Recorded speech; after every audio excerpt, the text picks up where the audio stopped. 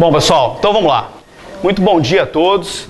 Depois dessa cerimônia aí de entrega do alimento, que será muito bem recebido, com certeza.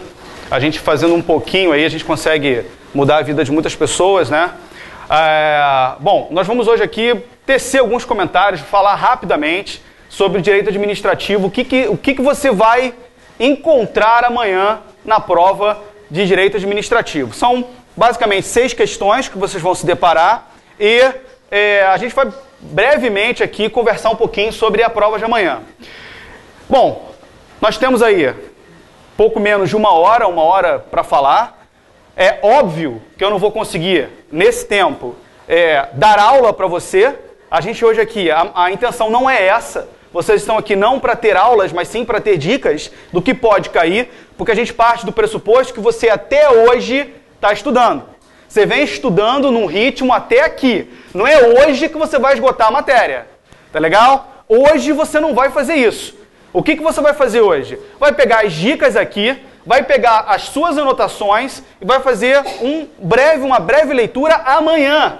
Porque hoje não. Tá legal? Hoje você vai terminar a aula daqui, você vai para casa, você vai descansar a sua cabeça, vai deitar, vai sair, vai fazer o que for, menos pegar no livro. Hoje não é dia para isso. Sabe por que eu digo isso? Porque você estudou até aqui. Chegou em casa, você começou a tentar estudar. Aí o que acontece? Você está nervoso. A prova é amanhã. Aí vem aquela dúvida, né? Extinção do ato administrativo. Pum! Cara, o que é extinção? Você viu o que é extinção? Você sabe o que é caducidade? Mas vem aquela dúvida horrorosa e aí você não consegue mais se concentrar, já era. Todo o teu plano de estudo vai por água abaixo. Então, o cérebro funciona assim. Saiu daqui, vai para casa descansar. Ah, pessoal, hoje eu vou numa comemoração de aniversário. Quer um conselho? Vai no lugar que você conhece, tá legal? Não vai no lugar que você nunca foi, porque qual é o risco de você comer algo que não vai te fazer bem? Qual é o risco de você se aborrecer? Então, não vai em lugar que você não conhece. Chega em casa hoje, descansa a cabeça, tranquilidade, dorme bem, se alimenta bem, amanhã de manhã acorda cedo, pega o livro, dá uma lidinha rápida nas anotações que vocês estão fazendo hoje aqui, no que o professor está focando para você aqui, lê e pronto, vai para a prova. Garanto para você, você vai passar. Você precisa de 40 pontos. Você não precisa de 60, de 70, você precisa de 40. Metade da prova. E você vai conseguir. Tá legal? Não tenha dúvida. Sabe por que eu digo isso? Porque você tem um inimigo que é muito forte. Você. Você é o teu maior inimigo. Gente, bota uma coisa na cabeça. A pior coisa do mundo que pode acontecer amanhã é você não passar. Ninguém vai ser preso porque não passou. Ninguém vai morrer. Ninguém vai ser fuzilado, ninguém vai ser obrigado a usar a camisa do Flamengo, nada disso, entendeu? Nada disso. Você vai passar tranquilamente amanhã, né? O teu alvo é isso aqui. Esse é o teu alvo. Eu vou mostrar para você que talvez te incentive um pouquinho, você fique mais animado. É isso aqui que você está buscando, tá? Aqui eu estou um pouco diferente, mas é isso aqui que você está buscando. Então, pessoal, tranquilidade. Não tem outro termo para você amanhã que não seja tranquilidade. Tá legal? Tranquilidade. Ah, pessoal, não consigo ficar calmo. Cara, sei lá, toma um Red Bull, qualquer coisa para te deixar mais tranquilo, tá? Vai te deixar acesão, mas pelo menos você não fica ansioso, ok? Então, calma. Você precisa de 40 pontos. 40. Você vai conseguir. Tá legal? 6 administrativo você já tem. Pronto.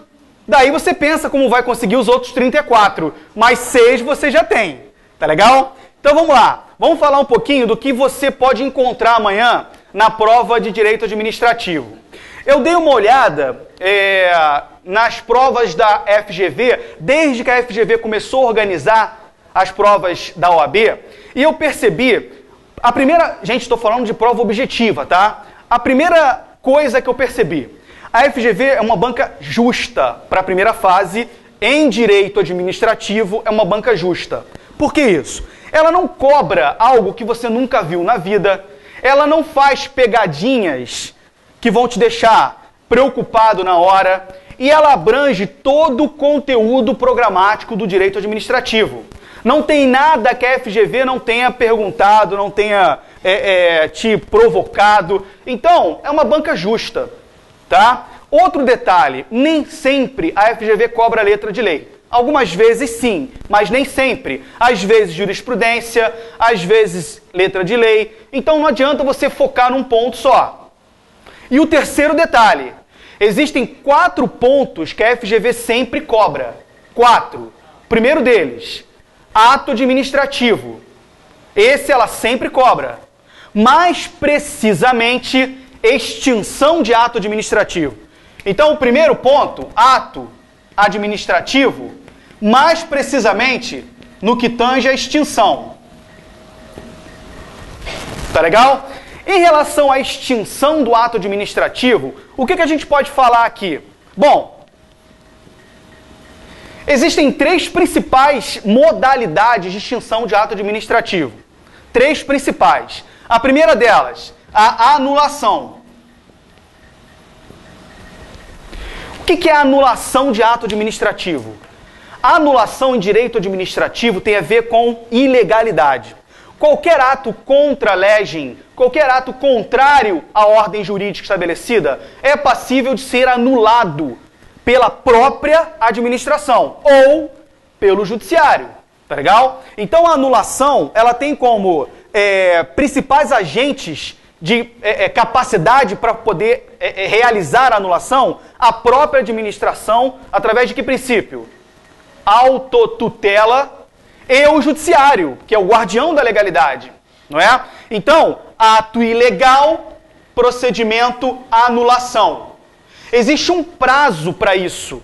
Decai em 5 anos. Decai em 5 anos o direito de anular ato administrativo. Artigo 54 da Lei 9784/99.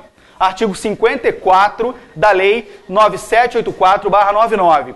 Gente, olha só, o direito administrativo, ele é fantástico, porque ele não é sistematizado. Não existe um código, aquela coisa fácil, banal, né, que é direito civil, direito tributário, direito penal, aquela coisa, matar alguém, está lá no artigo, não é isso. Direito administrativo, ele exige de você raciocínio jurídico. Então é por isso que é fantástico, é muito acima das outras modalidades, outros ramos do direito, porque exige que você pense, tá legal? Então veja, existem leis importantes dentro do direito administrativo, e para a FGV, a lei mais importante é a 9784/99, é a top 1 do direito administrativo, 9784/99. O que trata essa lei, você sabe? Trata do processo administrativo federal. É ali que tem, por exemplo, ato administrativo, é ali que tem, por exemplo, delegação de ato administrativo, lá no artigo 11 ao artigo 15 da lei, importantíssimo, olha a primeira dica legal aí, artigo 11 ao artigo 15 da lei 9784/99, vai tratar de delegação, vai tratar de competência, que é um dos elementos do ato administrativo. Tá legal? Então veja, a Lei 9784, além disso, aborda os princípios do direito administrativo ligado ao processo, mas não que isso não possa ser aproveitado em outros institutos do direito administrativo. Além do processo, eu uso esses outros princípios para todos os outros ramos do direito administrativo, outros institutos, tá legal? Além disso, do princípio e da competência e delegação, eu tenho lá a partir do artigo 53, ato administrativo, 53, 54, 55, aí eu entro na revisão, eu entro no recurso, ali para o artigo 56, vai até o 65, importantíssimo. Então veja, ó, artigo 64, artigo 65, importantíssimos. Tá legal? Importantíssimos. 64, 65 da Lei 9784/99. Ok? Então veja, voltando à fita, voltando. Extinção de ato administrativo. Primeira modalidade, anulação. Fato gerador, ato ilegal. Ok? Ato ilegal, anulação. Prazo, 5 anos. Segunda modalidade, revogação. A revogação é um pouco diferente da anulação. Por quê? Todas as duas são modalidades de extinção de ato administrativo. No entanto, a revogação, ela está ligada ao mérito, ela está ligada à conveniência e oportunidade da administração pública. Olha só, gente, a discricionariedade e a vinculação são atributos que a gente pode dizer do ato, tá? O que é discricionariedade? É a opção de escolha. Discricionariedade é quando o administrador pode escolher entre agir ou não agir, em que momento agir e de que forma agir. Então veja, isso é o que a gente chama de mérito administrativo. Conveniência, faz ou não faz, oportunidade, em que momento faz e conteúdo, de que maneira faz. Isso é o mérito.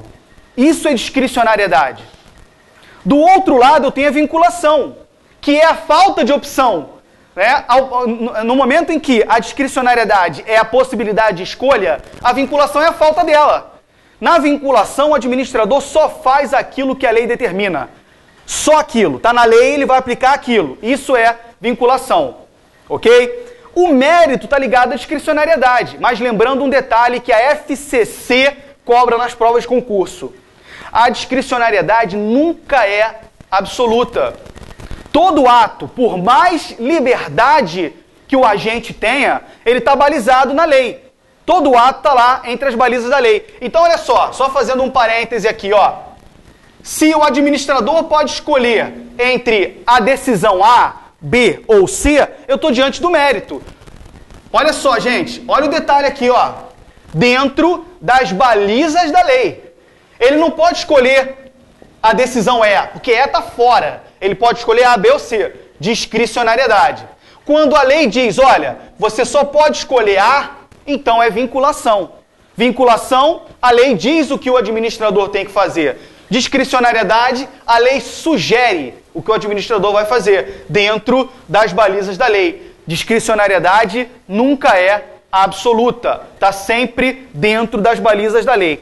Mesmo porque dos 5 elementos que compõem o ato administrativo, 3 estão sempre presos à lei. Vocês lembram? Competência, finalidade, forma. Os 3 estão sempre presos ao que diz a lei. Tá legal? Competência, finalidade, forma. Quais são os outros 2? Objeto, motivo. Gente, isso tudo é sono, fome, cansaço, nervosismo. O que é isso? Amanhã vocês vão dar o primeiro passo para se tornar doutores. Aliás, vocês sabem disso, né? O advogado que passa na prova da ordem já é doutor. Ah, não tem que fazer doutorado? Não, tem um decreto imperial de 1850 que diz que aquele que tem inscrição na ordem é doutor. Olha que beleza. Então amanhã, 50% você vai garantir. Ânimo. Eu sei que está todo mundo cansado, mas vamos lá. Quais são os elementos do ato? Competência, finalidade, forma, motivo e objeto. É aquele horrível confiformob, né? Que eu prefiro ff.com, que tem um outro que eu não posso dizer aqui na câmera, mas depois eu digo em off, tá legal? Então veja, são 5 elementos do ato administrativo. 3 estão sempre presos à lei. Competência, finalidade, forma. Então, óbvio que o ato administrativo nunca pode ser totalmente livre, porque 3 certamente estão presos à lei. Só 2 é que admitem essa margem de escolha dentro das balizas, que é o objeto e o motivo. Ok? Qualquer vício relativo ao objeto e o motivo, ó, anulação. Vício no objeto, vício no motivo, anulação. Tá legal? Ato contra legem, anulação. Revogação, dentro da possibilidade de escolha. A revogação tem a ver com ato válido. Vamos dar um conceito rápido? O que é revogação? É a extinção do ato válido por razões de mérito. Isso é um conceito rápido, né? Bem síntese mesmo. O que é revogação? Extinção do ato administrativo válido por questões de mérito.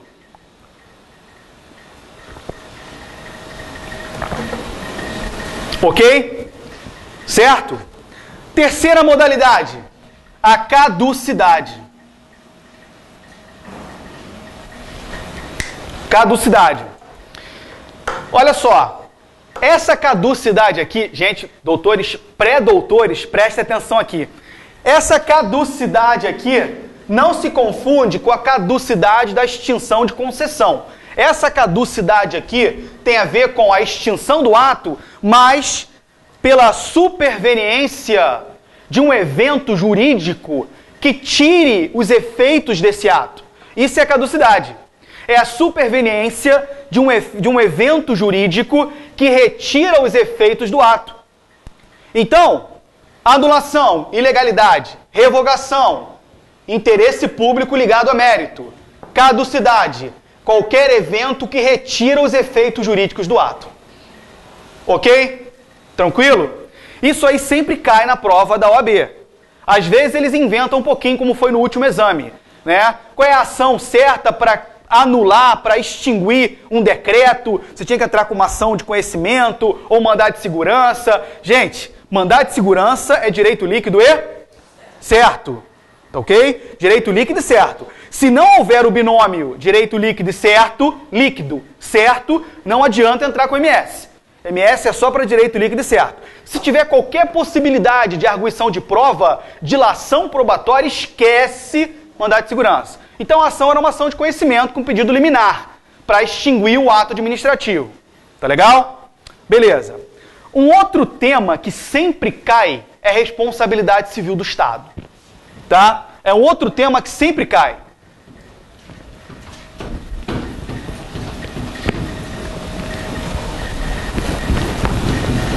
Responsabilidade civil do Estado.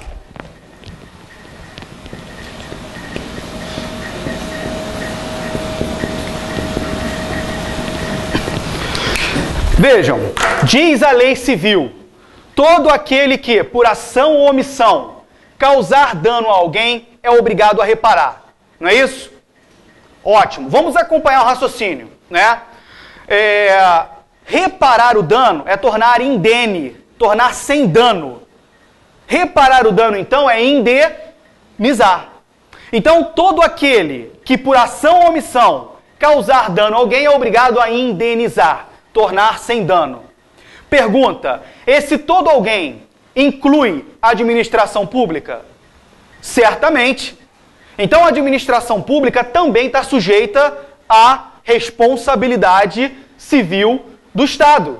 Ok? Essa responsabilidade civil, que alguns autores chamam de responsabilidade patrimonial do Estado, porque é diferente, a responsabilidade civil é sempre subjetiva, ao passo que a do Estado não é, ela encontra guarida onde? Na própria Constituição. É a Constituição que diz que tipo de responsabilidade se aplica à administração pública, porque ela também comete dano. Vejam, existem duas espécies de responsabilidade no direito brasileiro. A responsabilidade subjetiva. O que é responsabilidade subjetiva? É aquela que tem a ver com a pessoa, que precisa de um elemento para ser configurada. Que elemento é esse? A culpa. Na responsabilidade subjetiva, para que eu seja obrigado a reparar, eu preciso ser culpado por aquele evento. Ou imprudente, ou negligente, ou por imperícia, culpa em eligendo, culpa em vigilando, culpa em custodiando, enfim, aquelas modalidades de culpa que vocês já estão cansados de estudar em direito civil, tá? Então, na responsabilidade subjetiva, a culpa é primordial, essencial. E a outra responsabilidade qual é? Objetiva. Na responsabilidade objetiva, a culpa ela é presumida. Na responsabilidade objetiva, o elemento culpa é desprezado. Para que eu seja obrigado a reparar o dano, eu não preciso ser culpado por aquele evento. Basta que a parte lesada comprove 3 requisitos. Quais são? O dano sofrido, a conduta estatal e o nexo de causalidade. O dano, a conduta e o nexo. Isso é responsabilidade objetiva. Ou seja, independe do elemento culpa, porque a culpa está intrínseca, ela está presumida. Ok? Tranquilo. Das duas, qual que se aplica à administração pública? A objetiva. Artigo 37, parágrafo 6º da Constituição. As pessoas jurídicas de direito público e as de direito privado que cause por ação ou omissão dano a alguém através de seus agentes, nesta qualidade, é obrigado a reparar o dano, assegurada a ação de regresso contra seu agente nos casos de dolo ou culpa. É mais ou menos isso que diz o 37, parágrafo 6º. O que é importante aí que a FGV sempre brinca com esse tema? Primeira importância, quem está sujeito à responsabilidade objetiva? Pessoas jurídicas de direito público, o Estado em geral. Além dele, as pessoas privadas que prestam serviço público, também responsabilidade objetiva, direta e exclusiva. Como assim? Gente, você está passando na rua, um bueiro, uma coisa que nunca acontece aqui no nosso país, tá? Um bueiro dá lá e te explode e cai na sua cabeça. Isso não acontece, é só ad argumentantum tantum, né? Só por amor à argumentação. Você está passando, o bueiro explode e cai na sua cabeça. Você vai entrar com uma ação de responsabilidade contra quem? Contra o Estado? Não, é contra a concessionária. Tá legal? É contra ela. Porque se você entra contra o Estado, ele vai alegar o quê? Ilegitimidade. A concessionária é prestadora de serviço. O artigo 25 da Lei de Concessões diz que a responsabilidade é da concessionária. Ok? Então a responsabilidade é direta e exclusiva da concessionária. A FGV já perguntou isso numa segunda fase de ADM. Tá legal? Então, responsabilidade é direta do particular que presta serviço público. E uma estatal que não presta serviço público, por exemplo, a Petrobras. A responsabilidade é o quê? Subjetiva. Então, quem está abarcado pela responsabilidade objetiva? Só o particular que presta serviço público por delegação ou por concessão. Entenderam isso? Um outro detalhe, a ação regressiva. O que é ação regressiva? É a ação que o Estado promove em face do seu agente. Quem causa o dano não é o Estado diretamente, é o agente, nessa qualidade. A ação regressiva é contra o agente, é o Estado contra o agente. Tá ok? Pergunta número 1. Essa ação regressiva é obrigatória ou facultativa? Obrigatória. Obrigatória. Essa ação regressiva é obrigatória, pelo princípio da indisponibilidade do interesse público. Mesmo que o agente não tenha culpa, assim, fática. Eu olho o cenário e vejo que o agente não teve culpa, mas mesmo assim a ação regressiva ela é obrigatória. Ok? Segundo detalhe, na ação regressiva é que se apura dolo ou culpa. Então vamos lá, vamos ver se a gente entendeu isso. Na ação que você vai promover contra o Estado, objetiva ou subjetiva? Não adianta falar itiva não, tá? Ok? Itiva nada, ok? Na ação que você vai promover contra o Estado, objetiva ou subjetiva? Objetiva. Objetiva. E na ação regressiva do Estado contra o seu agente, ob ou sub? Assim fica melhor, porque eu evito o tiva, né? Ob ou sub? Sub. Tá legal? É na ação regressiva que o Estado vai apurar se houve dolo ou culpa do agente. Tranquilo isso? Acham que acabou? Não. Isso é só na ação. E na omissão? Que tipo de responsabilidade é na omissão do Estado? Exemplo. Todo mundo sabe que tem uma cratera ali na rua Araújo, Porto Alegre. Já está há 2 meses ali. Eu venho tranquilamente com o meu carro e pimba, quebro toda a parte de suspensão do meu carro. Que tipo de responsabilidade é aquela ali? Ob ou sub? Sub. Na omissão, a responsabilidade do Estado é subjetiva. Em todos os casos? Ah, mas que professor chato. Em todos os casos? Não! Só quando a omissão for genérica. Específica. Quando a omissão for genérica, o Estado não é responsável. Calma, não se desespere. Não pule do 3º andar. Calma. Olha só, o que é omissão genérica? é aquela em que o Estado não pode ser o segurador universal. Ele não pode estar em todos os lugares ao mesmo tempo. Exemplo, você estacionou seu carro ali na Araújo Porto Alegre e ele foi furtado. O Estado responde? Não. Sabe por que não? Porque esse é um típico caso de omissão genérica. O Estado não pode se responsabilizar por tudo, até pela reserva do possível, né? Agora, você está aqui no curso, sai assaltado na frente do policial. Omissão específica. Aí o Estado responde, ob ou sub? Sub! Aí eu vou matar vocês. Gente, na ação a responsabilidade é... Eu vou começar a jogar pilô. Na ação a responsabilidade é o quê? Ob. Não fale tifa. Ob. Na omissão é o quê? Sub. Em todos os casos? Só quando a omissão for específica. Genérica não tem responsabilidade. Ok? Tranquilo? Acabou? Não. E o cartório? Uma pergunta que sempre cai. E o tabelião? E o titular de serventia extrajudicial? Responde objetivamente ou subjetivamente? Objetivamente. Tá legal? Objetivamente. Direta e objetivamente. Acabou? Não. E o dano por obra pública, que é feito através de empreiteiro? Quem responde? Depende. Se o dano for causado exclusivamente pelo empreiteiro, é o empreiteiro que responde. Se o dano for os dois que causarem o dano, responsabilidade é solidária e é objetiva. Tá legal? Acabou? Não. Responsabilidade por ato legislativo. Há responsabilidade por ato legislativo? Uma lei que causa dano a alguém. Há responsabilidade? Já ouviram falar nisso? Sim ou não? Sim. Há responsabilidade também. Mas veja, para que o Estado seja responsável por ato legislativo, é necessário o quê? Que a lei seja julgada inconstitucional por sentença transitada em julgado e, além disso, que ela cause dano a alguém.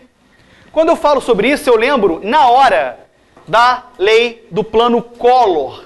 Vocês lembram disso? Vocês não, que vocês nem eram nascidos, né? Mas os seus pais certamente lembram disso, que a poupança foi confiscada. Vocês lembram? Seus pais falaram isso para vocês na época? Causou dano? A lei do Plano Collor causou dano? Certamente causou. Mas ela foi julgada inconstitucional? Não. Ela nunca foi julgada inconstitucional. Então ela não dá margem à responsabilidade do Estado. Para dar margem à responsabilidade do Estado, é necessário o quê? Que a lei seja julgada inconstitucional por sentença transitada em julgado e o dano efetivo. Claro? Tranquilo? Beleza? Ufa, agora acabou. Mais um ponto. Que sempre cai. A administração indireta. Mas eu não aposto muito nela, não. Por que eu não aposto? Porque no último exame, 2 questões sobre administração indireta. Eu não aposto que ela vai cair nessa agora. Tá? Não joga minhas fichas nela. Pode ser que caia? Pode. Sempre caiu, pode ser que caia. Mas eu não aposto muito, não. Tá? A administração indireta, onde é que você vai focar? Estatais. Quais são os estatais?